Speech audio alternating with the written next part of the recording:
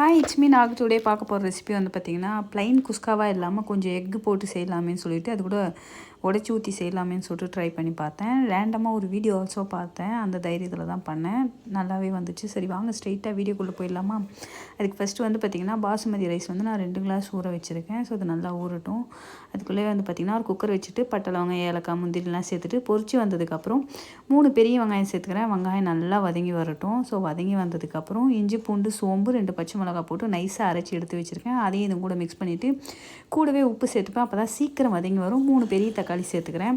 நல்லா கலந்து கொடுத்துட்டு வெங்காயம் தக்காளியெல்லாம் நல்லா வதங்கினதுக்கப்புறம் தனி மிளகாய் தூள் 3/4 ஸ்பூன் 1/4 ஸ்பூன் வந்து பார்த்திங்கன்னா கரம் மசாலா எல்லாத்தையும் கலந்து கொடுத்துட்டு புதினா சேர்த்துக்கிறேன். புதினா கருவேப்பிலை கொத்தமல்லிலாம் சேர்த்துட்டு அது கூடவே ஆல்ரெடி அரிசி ஊற வச்சு கழுவி எடுத்து வச்சுருக்கேன். 2 கிளாஸ்க்கு வந்து பார்த்திங்கன்னா இது கூட அடிஷ்னலாக நான் வேறு ஒரு அரிசி சேர்த்ததுனால 3 கிளாஸ் அளவுக்கு தண்ணி சேர்த்துக்கிறேன். நார்மலாக வெறும் பாஸ்மதி மட்டும்னா 2 கிளாஸ்க்கு 2 கிளாஸ் தண்ணி சேர்த்துப்பேன். இது கூட மிக்சடு அரிசின்றதுனால 3 கிளாஸ் அளவுக்கு தண்ணி சேர்த்துருக்கேன். ஸோ உப்பு சேர்த்துட்டு முட்டை சேர்க்குறத சொல்ல மறந்துட்டேன் பார்த்திங்களா. நான் வந்து உடச்சி ஊற்றி சேர்க்கறதுனால ஒரு கொதிச்சதுக்கப்புறம் ஏன்னா அந்த முட்டை பிரிஞ்சிடாமல் இருக்கிறதுக்காக கொதிச்சதுக்கப்புறம் முட்டையை உடச்சி ஊற்றி விட்டுட்டு ஒரு 2 விசில் விட்டு எடுத்துடுறேன். அவ்வளோதான் ரெடி ஆகிடுச்சு. ஸோ இப்போ பார்த்தீங்கன்னா நான் கூட எப்படி வரும்னு நினச்சேன். ஆனால் நல்லா தான் வந்துச்சு.